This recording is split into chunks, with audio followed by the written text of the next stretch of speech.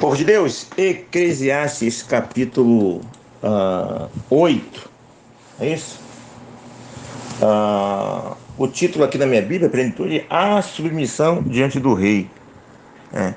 Em linhas gerais, nós já temos falado isso aqui, né? É importante você, para entender Eclesiastes, entender primeiro o contexto de Eclesiastes, muito importante. Nós temos aqui no canal, e nós temos falado no nosso grupo devocional da igreja, que temos a introdução ao livro de Eclesiastes, né? E durante os capítulos nós temos trazido à memória que se você não entender o contexto geral, vai ficar difícil de entender algumas partes. Mesmo entendendo o contexto geral, o livro de Eclesiastes é muito difícil de entender em algumas partes. O que se tem no geral é a concepção de que o autor de Eclesiastes, que nós não sabemos se verdadeiramente é Salomão, mas alguém escreveu. Esse autor está em um momento aí meio de depressão, né? E depois ele vai se recuperar dessa depressão. Há outras pessoas que dizem que tem aí dois autores, um que está em depressão, que está totalmente desiludido, ele olha para o mundo e não vê justiça no mundo, ele vê muita coisa errada no mundo. Então há esse autor e há um outro autor que já vê uma justiça no mundo. O primeiro autor não vê esperança após a morte, o segundo autor já vê esperança após a morte. Então há essas teorias relacionadas ao livro de Eclesiastes. Mas no geral, o que prevalece em praticamente todo o livro de Eclesiastes, e só vai mudar no final, é a visão dessa injustiça do rico que maltrata o pobre, e se dá bem na vida, do ímpio que está bem e o justo que está mal. Isso aí é a ideia geral de Eclesiastes. Então as coisas não batem, porque na cultura geral, mesmo em um contexto onde Deus é o causador do bem e do mal, ele vai causar esse bem e esse mal de acordo com a justiça, de acordo com o comportamento do homem. Tudo que o homem semear, isso ele colherá. É a ideia do Velho Testamento, e que também existe é a ideia do Novo Testamento, que também existia lá no Velho Testamento, mas com um pequeno diferencial de que é o Deus que faz tudo isso. Não tem aquele negócio de consequências natural. Deus é o autor, ele faz essa coisa acontecer. E muitas vezes ele faz até o mal contra o próprio povo dele, mas ele faz o mal porque o povo faz coisa errada. Então Deus vai lá e castiga, né? Na ideia de Novo Testamento, as pessoas fazem errado e vem o mal natural pelo que ela fez, né? Deus também faz? Faz. Só que sempre em consequência do que o homem fez. Então Deus ele funciona como um juiz que olha as coisas erradas e corrige. No Eclesiastes, as coisas não batem, porque o Eclesiastes vê o justo padecendo e o injusto não padecendo. Para piorar, em Eclesiastes, ele não tem esperança nenhuma de uma vida após a morte. Então, ele não tem esse entendimento, ele não tem essa revelação. E aí então vem a crise do Eclesiastes. Então, para ler o livro de Eclesiastes, tem que entender esse contexto. Ok? Tem que entender esse contexto.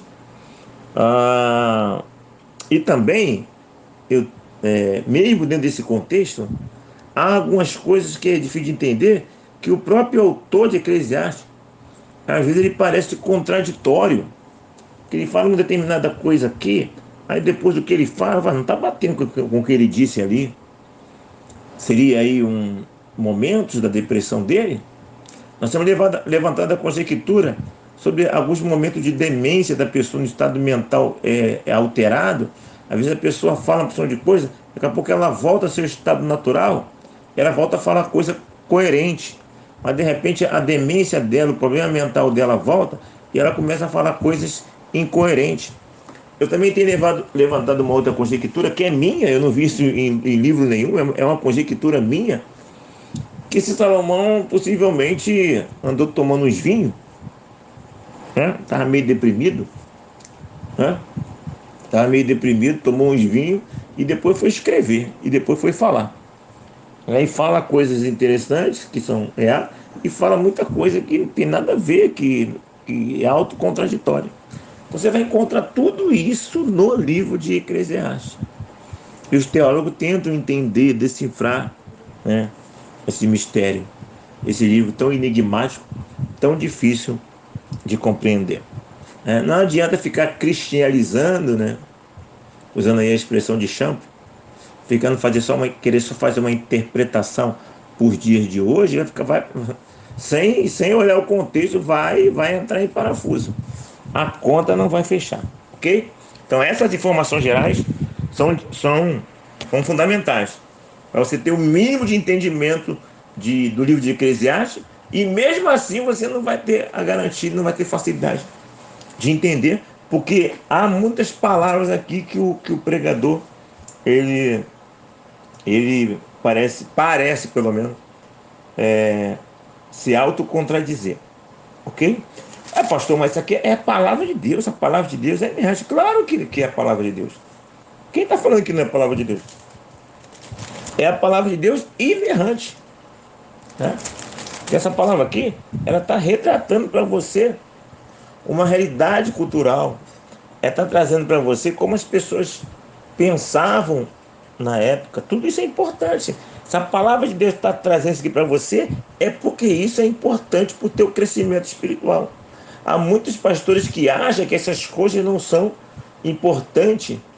Não pode saber, aquela redoma que eu sempre falo, não, isso vai escandalizar. Olha, se o próprio Deus fez essa palavra chegar até nós, e essa palavra está aqui diante de nós, todo mundo tem essa palavra. Se o próprio Deus não se importou e até projetou para que toda essa palavra chegasse até nós, então tudo isso é bom para nós. Só não vai ser bom se eu começar a não entender, não estudar essa palavra adequadamente, ok?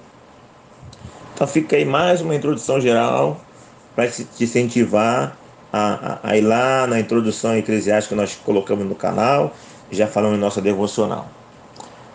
Lembrando que a palavra sabedoria, ela também aqui, ela pode ser personalizada como se fosse Deus. A sabedoria é o próprio Deus. No princípio era o verbo estava com Deus, o verbo era Deus. Lá em Gênesis, haja luz, eu vi luz. Então a sabedoria aqui é o conhecimento, mas também muitos veem, entendem que nós temos também uma personificação de Deus, como em algumas partes, dizendo que essa sabedoria é o próprio Deus, ok? Aqui ele fala sobre o rei, né? A sabedoria, versículo 1, a sabedoria do homem faz reluzir o seu rosto e muda a dureza da sua face, né? Então, a sabedoria do homem faz reduzir o seu rosto e muda a dureza da sua face. Então, a sabedoria, ela é bom, ela traz formosura, né? Olha que o capítulo 7, versículo 12. A sabedoria protege como protege o dinheiro, mas o proveito da sabedoria é que ela dá vida ao seu possuidor. Então é importante a sabedoria da vida, Deus da vida, o conhecimento da vida, seja no sentido literal conhecimento, seja no sentido personificado, Deus é vida para cada um de nós. 2, eu te digo, 2 não, é isso mesmo? 2 e 3 praticamente tem a mesma ideia, né? Eu te digo, observe o mandamento do rei, e isso por causa do teu juramento feito com Deus. Observe o teu mandamento, os mandamentos do rei, e isso por causa do seu juramento para com Deus. Olha só, observe que a ordem de obedecer ao rei tem uma relação com a sua relação com o próprio Deus. O rei aqui, nós podemos pensar na liderança, não só do pastor, na liderança em geral, mas especialmente do pastor. Muitas vezes você tem que obedecer ao pastor, não por causa do pastor. O pastor, muitas vezes, ele é tratado de maneira diferenciada, não por causa exatamente do pastor, porque o pastor ele tem uma representação, né? Por causa de princípios estabelecidos por Deus, você obedece ao pastor, você dá um tratamento diferenciado a ele, não por causa dele, é por causa de princípios, porque ele representa. Já falei aqui várias vezes, né? Às vezes, quando o técnico da Oi vai na sua casa, ele faz besteira, você fala assim: ó, a Oi é muito ruim. Você não vai falar do técnico da Oi, não é isso? Se da Light, se um profissional vai na tua casa e faz um serviço ruim, você fala mal da instituição, não da pessoa, no geral, porque aquela pessoa representa a instituição. Então, esse é o entendimento que precisa ter, né? Você é melhor que... Não, você não é melhor, a pessoa não é melhor. A pessoa ela tem uma representação que ela precisa ser respeitada. Mesmo porque, apesar de pastores e outros líderes ter alguns uns privilégios de tratamento diferenciado, existe outra coisa também que só pastores ele têm: a cobrança. A cobrança diante dos homens e a cobrança diante de Deus é totalmente diferenciada. Então, tudo tem um princípio por Deus. Então, por causa de Deus, obedeça ao rei, obedeça à liderança. Essa é a ideia que nós devemos pensar. Ok? Versículo 3: Não te apresses em deixar a presença dele, do rei, nem te obstines em coisa má, porque ele faz o que bem entende. Ó, ele faz o que bem entende. Observe a expressão bem entende. O que ele está fazendo, ele acha, ele entende que é o bem. Ele pode até errar, o rei, a liderança, né, pode até errar, mas o que ela vai fazer, o que ela faz, é no sentido de proporcionar o bem. Ok? Então, é importante considerar isso. E aí tem muitas pessoas que querem que as coisas aconteçam de acordo com a visão dela de bem. E muitas vezes a visão dela de bem contrasta com a visão de bem do, do líder. Isso é complicado, ok? Você pode ter até a sua visão diferenciada. O problema é quando você luta para que a sua visão seja implantada em detrimento da liderança, seja ela que for. Então, aqui nos primeiros versículos, nós estamos falando muito do rei aqui, e eu estou fazendo uma ponte aqui, porque rei é líder, liderança, e alguns princípios aqui eu acredito que se aplica também aos dias de hoje, a minha forma de ver. Versículo 6: porque para todo propósito há tempo e modo. Está vendo? Para todo propósito há tempo e modo. Então, é no tempo certo e no modo certo. Às vezes a pessoa faz certinho no tempo que tem que ser feito, mas não faz do modo que tem que ser feito. Ok? Precisamos observar isso. Mas tem um provérbio aqui, né? É um provérbio, né? Mas está aqui no livro de Eclesiastes. Bom, aí, a partir do versículo 10 até o último versículo 17, aí vai voltar aquelas questões de novo que nós falamos na introdução, de que é o grande questionamento do Eclesiastes, a grande questão em praticamente todo o livro de Eclesiastes. Ao versículo 10: assim também viu aos perversos receberem sepultura e entrarem no repouso, ao passo que os que frequentavam o lugar santo foram esquecidos na cidade onde fizeram o bem. Também isso é vaidade. Então, ele está vendo coisas acontecendo aqui. O que é perverso, ele tem honra, acontece o que acontece com o perverso, esperava-se que isso acontecesse com a pessoa santa, que frequenta, que tem o mínimo de vida em retidão. Pelo contrário, o que era para acontecer com os servos de Deus está acontecendo com o perverso. É o que está dizendo aqui. E ele fala isso em vários momentos no livro de Eclesiastes. Aí o versículo 11: visto como se não executa logo a sentença sobre a má obra, o coração dos filhos dos homens está inteiramente disposto a praticar o mal. E isso é que ele está observando. as pessoas injustas, né? E demorava a vir a justiça para essas pessoas. E se demora a vir a justiça, a tendência da pessoa é praticar mais injustiça. Aí vem aquilo que eu já falei em outro capítulo. Se isso aqui é Salomão, se foi Salomão que escreveu, não é ele que é o rei? Não é ele que aplica a justiça? Por que ele está falando isso? Então aqui me parece que nós temos sinais, argumentos, contrário à ideia de que foi Salomão que escreveu. Porque esse autor aqui fala de injustiça, mas ele é o rei que pratica a justiça. A justiça está sob o poder dele. E nós aprendemos aqui, né? Se você não corrige o mal, se o mal está estabelecido, se o mal está claro, se o mal está praticado, e a igreja, a sociedade, qualquer ambiente de trabalho, qualquer lugar não corrige, o mal tende a aumentar. Então, tem que ter disciplina. Nas igrejas evangélicas, nós temos a disciplina preventiva, que são as pregações do púlpito, escola dominical, estudos, não é isso? Tem a prevenção corretiva, que é ficar no banco, né? A pessoa deixa de trabalhar na igreja, continua como mesmo, mas ela fica no banco para entender que ela não pode ter aquele comportamento errado. E normalmente quem fica no banco não fica no banco direto, a pessoa vai para o banco depois de muito ser corrigida, procurada, orientada, argumentada, arguida, né? Acho que essa expressão, e ela continua no erro, vai para o banco, né? Dificilmente tem banco direto. E se a pessoa depois de ir para o banco, ou até antes do banco, fez alguma coisa muito grave, que sabe que é grave, caiu em público, ou então não caiu em público, está no banco, é uma coisa menor, mas ela continua insistindo, ela corre o risco da disciplina cirúrgica, que é o desligamento do rol de membro da igreja. Se não tiver as aplicações dessas disciplinas, vira bagunça, meu irmão. Porque o homem tende a abusar. E o texto está dizendo aqui, não só esse texto, como vários outros textos. 12. Ainda que o pecador faça o mal 100 vezes e os dias se lhe prolonguem, eu sei com certeza que bem sucede aos que temem a Deus. Está vendo aqui?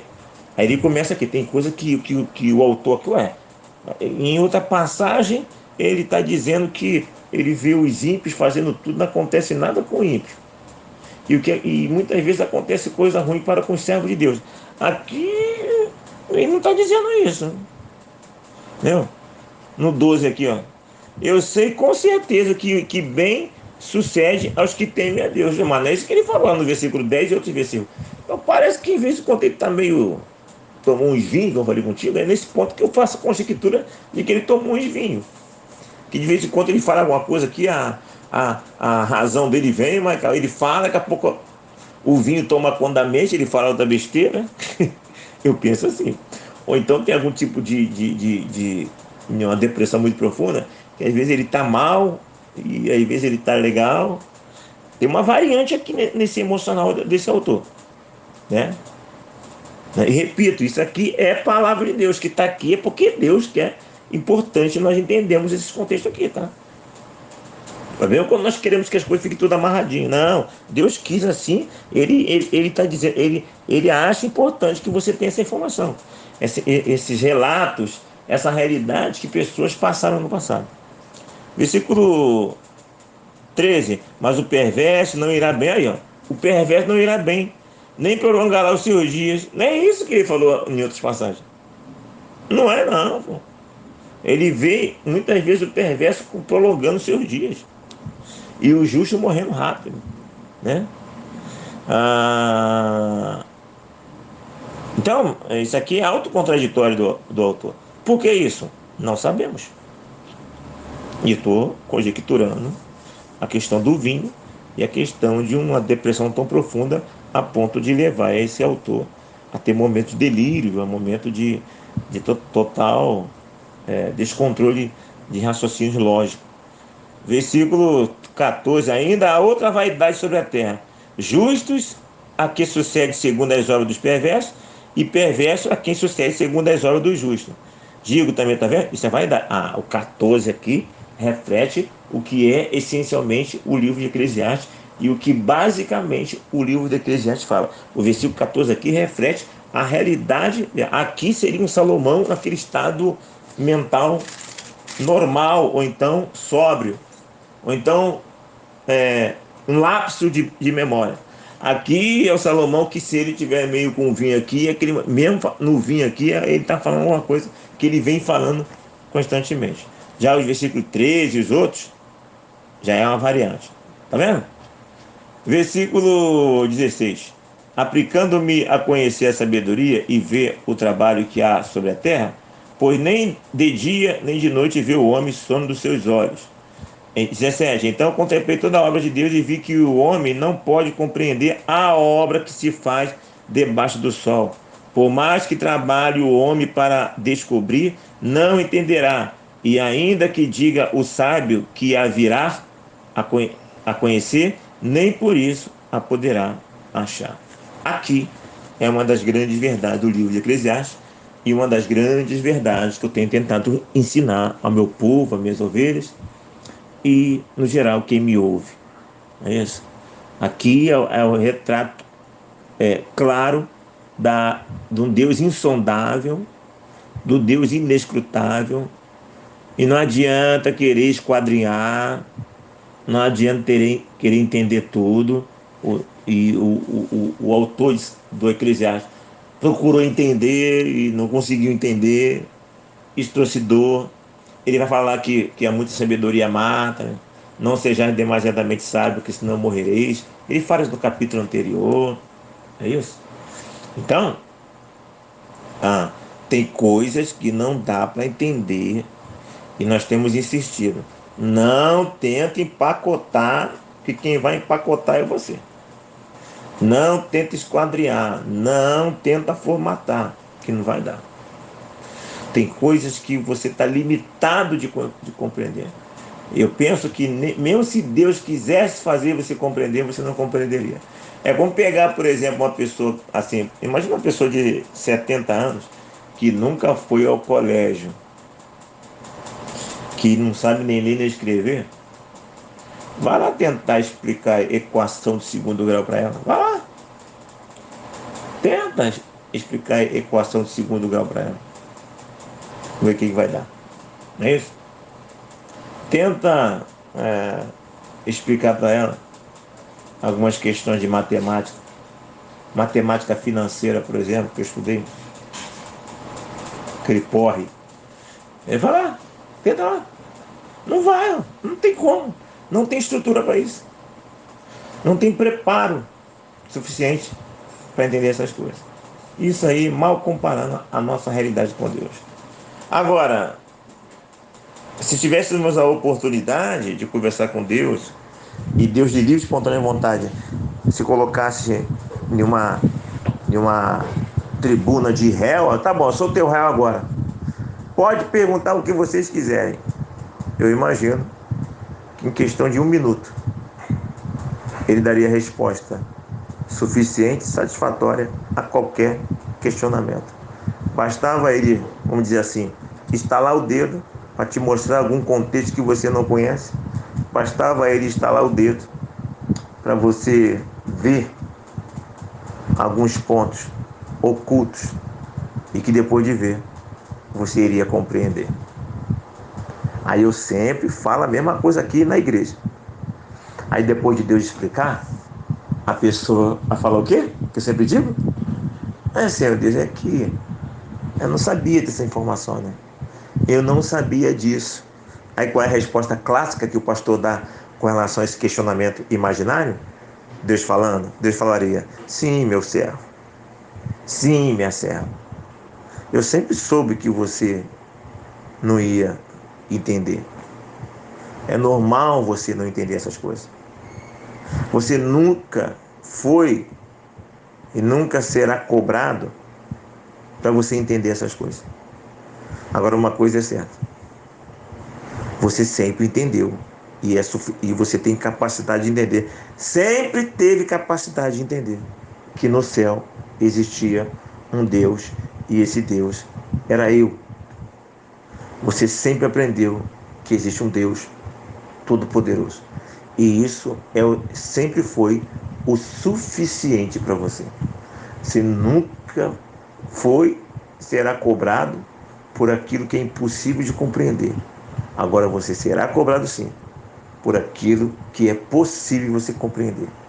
e compreender que no céu existe um Deus, você foi capaz de compreender e com as suas próprias bocas, sua própria boca, você declarou isso.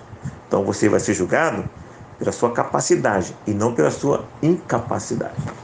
Portanto, meu irmão, não se preocupe com o que não dá para compreender. Fixe seus olhos, seu tempo, naquilo que é compreensível. E isso te basta. Aqui, Pastor Renê, pense em todas essas coisas. E que Deus nos abençoe.